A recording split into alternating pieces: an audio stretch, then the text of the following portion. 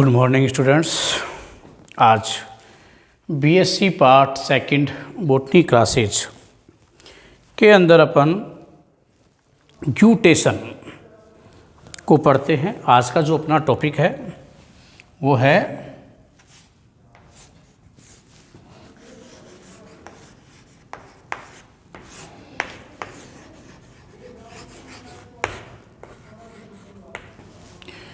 Guttation, यानी कि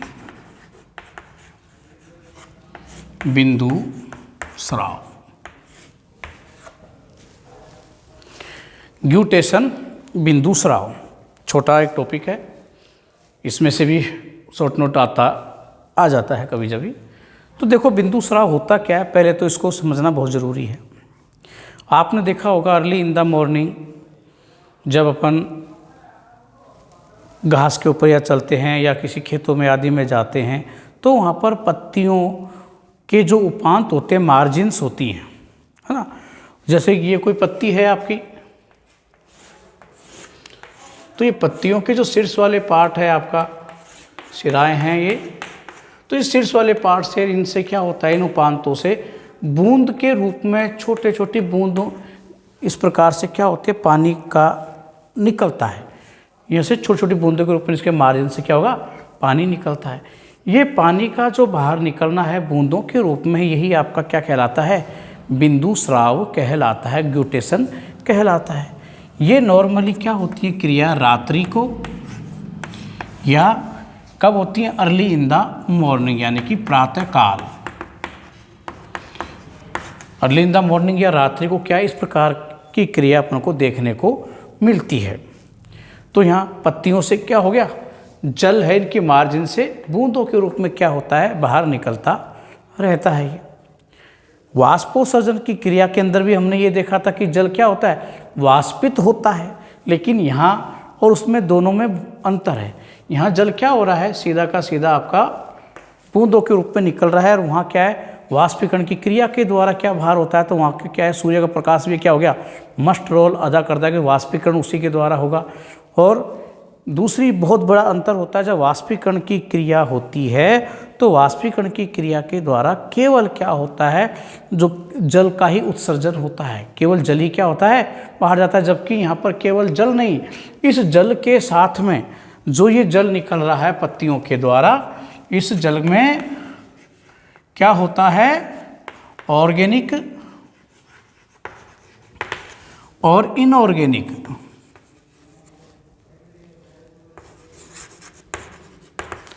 दोनों प्रकार के कंपोनेंट क्या होते हैं,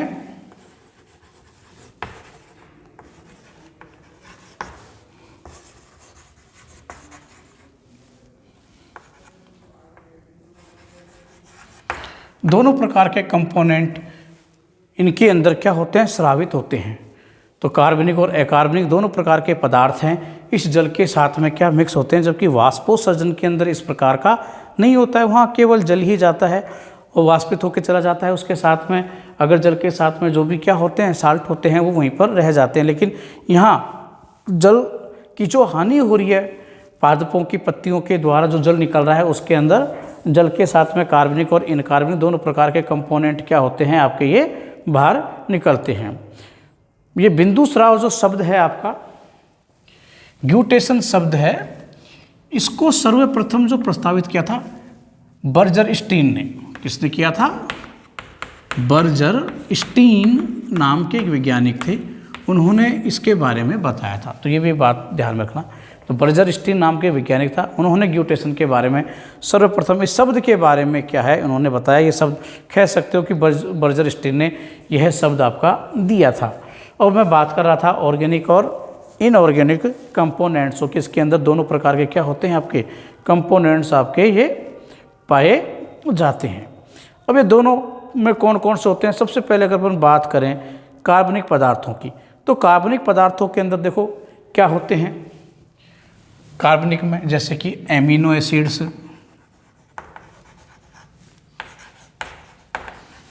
एमिनो एसिड्स क्या होगा, इसके अंदर पाया जाएगा। और साथ में इसमें क्या होंगे, एमिनो एसिड के साथ में एंजाइम्स हैं, है ना, कुछ नाइट्रोजनी पदार्थ होते हैं, कुछ नाइट्रोजनी पदार्थ हैं, वो भी क्या होते हैं इसके साथ में ऑर्गेनिक कंपोनेंट के रूप में क्या होते हैं, बाहर निकलते हैं। और बात करें अपन ऑर्गेनिक कंपोनेंट्स के अंदर, तो इनऑर्गेनिक कंपोनेंट्स में देखो क्या क्या है, सोडियम है, पोटेशियम है, मैग्नीशियम है ना, कैल्शियम है, इस प्रकार के कुछ साल्ट हैं जो क्या होते हैं जल के साथ में ये बाहर निकलते हैं। और भी साल्ट हैं, तो ये साल्ट क्या होते हैं, ग्यूटेशन की क्रिया में जल के साथ क्या होते हैं, ये बाहर निकलते रहते हैं। आया बात समझ में, ये तो हो गया। जो बिंदु स्राव की क्रिया है एक यूनिवर्सल क्रिया मान सकते हो कि है भी या नहीं भी, क्योंकि लेकिन सभी पादप क्या है इस प्रकार की क्रिया नहीं करते, लेकिन बहुत सारे पादप हैं जो इस क्रिया को क्या है करते हैं। तो इसके अंदर क्या होता है अगर देखा जाए तो आपका लगभग 345 वंश, लगभग 345 वंश, है ना, जो कि 115 फैमिलीज के हैं। 115 फैमिलीज के 345 वंश के जो पादप हैं वो ही इस क्रिया को करते हैं। कोई बहुत बड़ा वो नहीं है, केवल इतनों के अंदर ही क्या होती है यह क्रिया देखी गई है। तो 315 फैमिलीज के 345 वंशों के 115 फैमिलीज के 345 वंशों के अंदर ही क्या होता है इस प्रकार की क्रिया का अध्ययन किया गया, जो देखा गया है। अब कौन कौन से ऐसे पादप हैं जिनके अंदर यह क्रिया आपने देखी है या ये क्रिया देखी गई है, तो देखो जैसे कोलोकेशिया,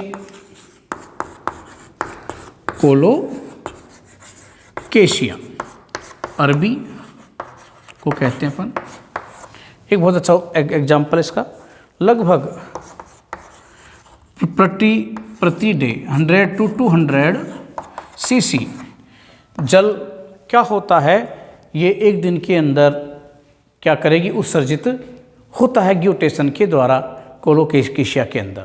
स्ट्रॉबेरी है, ये भी इसका एक एग्जाम्पल है, स्ट्रॉबेरी के अंदर भी क्या होता है ग्यूटेशन की क्रिया को नोट किया गया है, देखा गया है। इसके अलावा और भी हैं, जैसे कि बालसम में है और कुकुरबिटेसी फैमिली के सदस्यों में है, कुकुरबिटेसी कुल के जो सदस्य हैं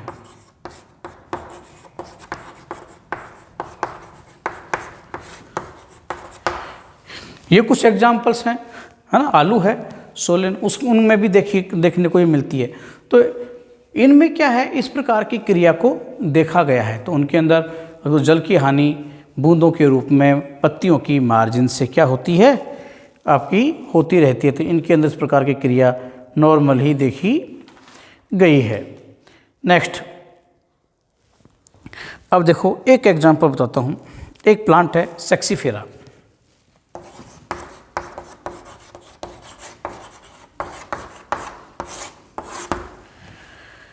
इस पादप के अंदर लवणों की सांद्रता बहुत ज़्यादा निकलती है। जब बूंदों के रूप में क्या होता है जल आपका बाहर निकलता रहेगा, बूंद बाय बूंद जब निकल रहा रहेगा, तो यहाँ पर क्या निकलने के बाद में उसकी पत्तियों के ऊपर एक लवणों की मोटी परत क्या होती है देखने को मिलती है। भाई अर्ली इन द मॉर्निंग हो गई, जब अपन बाद में देखते हैं तो इस पर क्या होगा एक मोटी परत के रूप में क्या होता है ये देखने को लवण की एक परत ही आपको क्या नज़र आ जाती है। तो उसके अंदर इस प्रकार का नोट भी अपन ने किया गया है। अब ये होता कब है, एक तो बताया रात्रि और प्रातःकाल तो होता ही है, लेकिन कुछ ऐसी कंडीशंस होती हैं, उन कंडीशनों के अंदर यह क्रिया होती है ज़्यादा। जैसे वर्षा बहुत ज़्यादा हो गई, अपने सिंचित क्या कर दिया, खेत को अच्छा कर रखा है, और वाष्पोजन की दर क्या है आपकी कम है। तो वाष्पोजन की दर जब कम होती है और सिंचित अपन ने ज़्यादा कर दिया, तो उस कंडीशन के अंदर जल की हानि क्या होता है इस रूप के अंदर ग्यूटेशन के अंदर अपन पादपों में ज़्यादा देख लेते हैं। तो ऐसी ये क्रिया ही होती है। अब देखो वाष्पोजन के साथ में इसकी तुलना भी जरूरी है, ये भी आ जाता है। अब एक है वहाँ वाष्पोजन में तो हमने क्या देखा था कि जो वाष्पोजन की क्रिया को है कंट्रोल करने के लिए क्या थे, वहाँ पर द्वार कोशिकाएं क्या होती हैं, पाई जाती थी। तो उन द्वार कोशिकाओं के द्वारा क्या होता है, उन्हें खुलने और बंद होने से क्या होता है, वाष्पीकरण होता है, बंद होगी तो नहीं होगा। लेकिन यहाँ पर जो जल की हानि हो रही है, इन पत्तियों के शीर्ष यानी मार्जिन के ऊपर विशेष प्रकार की एक संरचना पाए जाती है जिसे कहते हैं अपन हाइडोथैट, जलरंध्र। क्या कहते हैं, जल रंध्र। क्या कहते हैं, जलरंध्र, हाइडोथैट। ये क्या होते हैं, इनके ऊपर पाए जाते हैं। इनके द्वारा ये जल की हानि होती है, लेकिन इसमें किसी प्रकार की कोई द्वार कोशिकाएं जैसा नहीं होता है। इनके अंदर द्वार कोशिकाएं नहीं होती हैं। तो द्वार कोशिकाएं नहीं हैं तो इसको क्या कंट्रोल करने वाली भी क्रिया नहीं होगी कि बंद होना और चालू होने वाला है ना, रात्रि को बंद हो गए दिन में चालू हो गए, ऐसी कोई बात नहीं होती है। तो इनमें ये क्रिया क्या होती है, सतत रूप से होती रहती है, बिना रुके क्या होती है, कंटिन्यू ये क्रिया आपकी होगी। ये बंद या शुरू वाली इनमें किसी प्रकार की कंडीशनें नहीं देखी गई हैं। तो इसमें क्या होता है, जल की हानि कंटिन्यू होती रहती है। अब देखो हम जलरंध्र की संरचना को देखते हैं कि जलरंध्र किस प्रकार के हैं, फिर इसका मैकेनिज्म भी बताएंगे कि कैसे ये क्रिया संपन्न हो पाती है। तो जलरंध्र की क्रिया में पत्ती का एक डायग्राम बनाते हैं अपन। पत्ती में देखो क्या है आपका,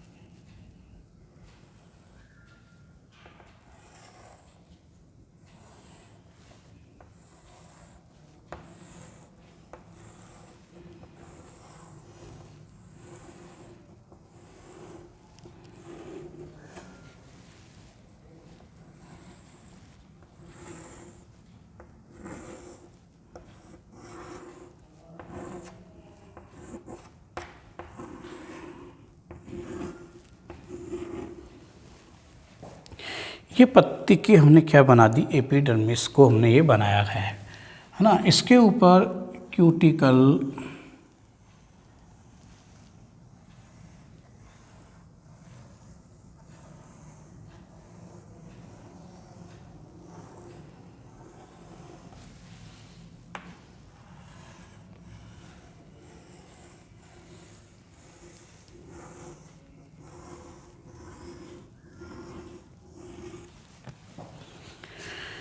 अब इसमें देखिए, इस एपिडर्मिस के जस्ट नीचे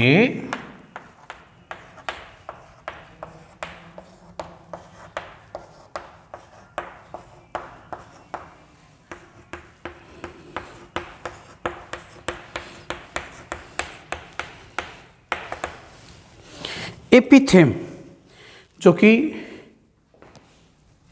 मृदुतकीय क्या होती है कोशिकाएं हैं, तो एपिथेम कोशिकाएं पाई जाती हैं जो जिनके मध्य इंटरसेलुलर स्पेस क्या होते हैं, काफ़ी अधिक मात्रा में देखे गए। तो हम जो पढ़ क्या रहे हैं, मैं ये और बता देता हूँ। ये हम पढ़ रहे हैं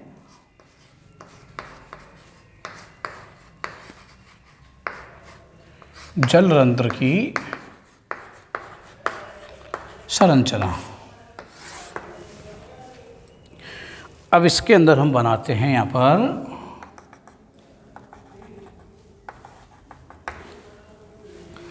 देखो,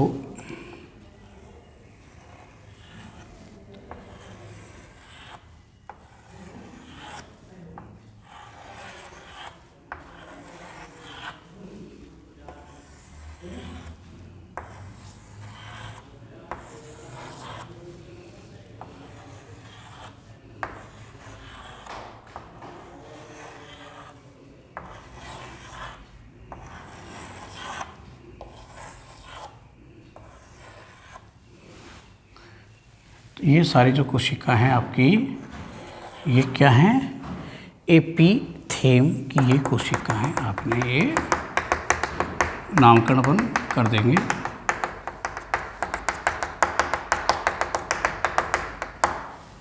हो गई। और इसके अंदर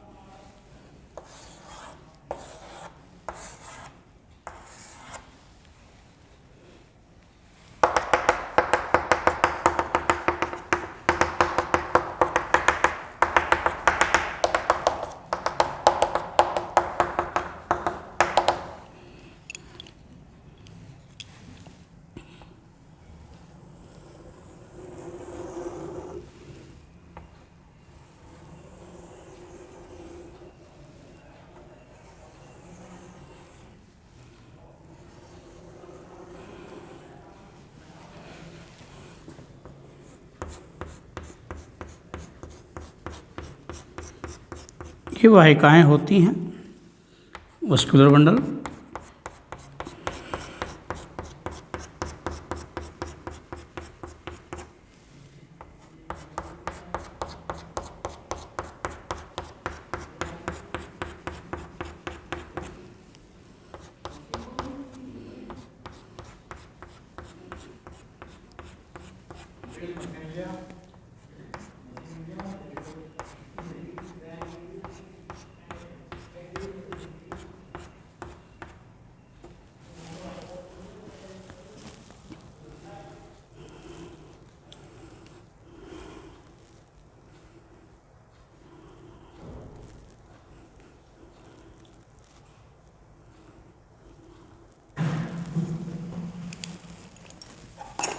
देखिए, वैसे पत्ती का जब अपन क्या करते हैं, टीएस काटते हैं, इसमें पैलिसेड टिश्यू और स्पंजी टिश्यू दोनों प्रकार का होता है।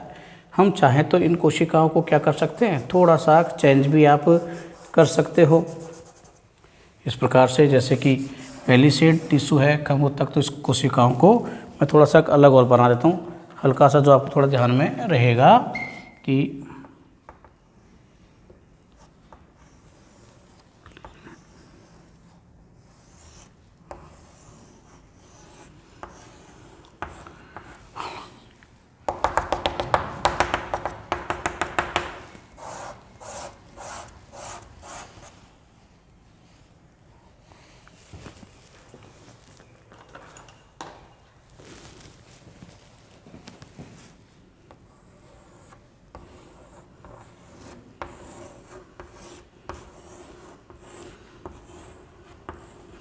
क्योंकि पत्ती के अंदर जो संरचना है वही संरचनाएं आपको क्या होती हैं, यहाँ पर प्राप्त होती हैं।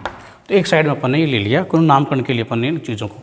तो देखो यहाँ पर इसको, संरचना को आप ढंग से समझिए। अब सबसे पहले ऊपर वाला ये जो पार्ट है आपका, ये कहलाता है जल छिद्र है आपका ये, यानी कि इसकी द्वार कोशिकाएँ के रूप में आप इसे क्या कर सकते हो, बोल सकते हो, उनकी एज ए गार्ड सेल या वाटर पोर, है ना। ये क्या है, एज ए गार्ड सेल, है ना। ये जो पार्ट है आपका, इसको अपन वाटर पोर के नाम से जानते हैं। वैसे वाटर पोर जल छिद्र होता है ना ये। और ये जो आपका जो पार्ट है, ये इंटरसेल, ये आपका क्या होती है, गुहिका बन जाती है आपकी। ये है, यहाँ पर जल क्या होता है, एकत्रित होता है। मैं इसके मैकेनिज्म के बारे में आपको बता दूंगा। तो यहाँ पर जो आपका क्या हो गया, ये एक इंटरसेलुलर स्पेस तो है, तो ये कैविटी बन जाती है आपकी, जिसमें जल एकत्रित होता है, कैविटी ये बन जाती। ये जो सारी कोशिकाएं हैं, इन कोशिकाओं को कहते हैं अपन एपिथेम। ये क्या कहलाती हैं, एपिथेम है। और इनके बीच में ये बड़े बड़े क्या होते हैं, यहाँ पर inter cellular space. Intercellular space क्या होता है, इनके मध्य पाया जाता है। और ये आपकी क्या है, एपिडर्मिस है। पहले यहीं से ले लेते हैं, ये तो हो गई क्यूटिकल, ये एपिडर्मिस, पैलिसेड और ये स्पॉन्जी सेल्स। तो ये संरचना किसकी है, जलरंध्र की पूरी संरचना है। जो बाहर रेड कलर में दिखा है क्यूटिकल है, इसके अंदर ये गोल संरचनाएं बना रखी हैं वाइट से, ये आपकी एपिथेम कोशिकाएं कहलाती हैं, जिनके मध्य क्या होता है, इंटरसेलुलर स्पेस काफ़ी अधिक मात्रा के अंदर पाया जाता है। इनका संपर्क किससे होता है, इन वाहिकाओं के द्वारा होता है। इनका संपर्क वाहिकाओं के द्वारा होता है। अब देखिए, ये तो इसकी हमने क्या बता दी आपको, एक संरचना के बारे में बताया है कि हाइड्रोथेट में क्या क्या आपके पाए जाते हैं जलरंध्र में। अब मैकेनिज्म की बात करें कि किस प्रकार से जल बाहर निकलता है, तो मैकेनिज्म भी पढ़ना बहुत ज़रूरी है। तो मैकेनिज्म में देखो क्या होता है, जब बहुत अधिक सिंचित आपका क्षेत्र है ना, वाष्पोजन की दर बहुत कम है, तो वाहिकाएं क्या करती हैं, जल को एब्जॉर्ब करेंगी। भाई इन्हीं के द्वारा होता है ना जल एब्जॉर्ब। तो जल इनके द्वारा जब आएगा, तो जल इनके द्वारा आता है, तो ये ऊपर की ओर जब जल लेके जाएंगी, तो ये क्या होगा, आपका एपिथेम कोशिकाएं इसके साथ में सहलगन होती हैं। तो क्या होगा, ये जल यहाँ पर ट्रांसफ़र हो जाता है। ट्रांसफ़र क्या, दो प्रकार की क्रियाएँ होती हैं, एक तो सक्रिय प्रकार से और एक अक्रिय प्रकार से क्रियाएँ क्या है आपकी चलती रहती हैं। तो यहाँ से क्या, एपिथेम कोशिकाएं क्या करती हैं, जल को ये ग्रहण करती हैं। तो ये जल को ग्रहण करने के बाद में क्या करेंगी, इनके द्वारा पहुँचाते हुए यहाँ पर एकत्रित कर देती हैं। इस कैविटी में क्या हो जाएगा, एकत्रित हो जाएगा। एक और कैविटी में एकत्रित होने के बाद में रात्रि के वक्त या अर्ली इन द मॉर्निंग क्या होता है, यहाँ से बूंद बूंद के रूप में क्या होता है, जल आपका बाहर निकलता रहता है। इस प्रकार से क्या होगा, जो ये जल है बाहर आपका क्या हो जाएगा, निकल जाएगा। यही क्रिया क्या कहलाती है, बिंदु स्राव कहलाती है। तो ये था आपका बिंदु स्राव ग्यूटेशन। Thank you.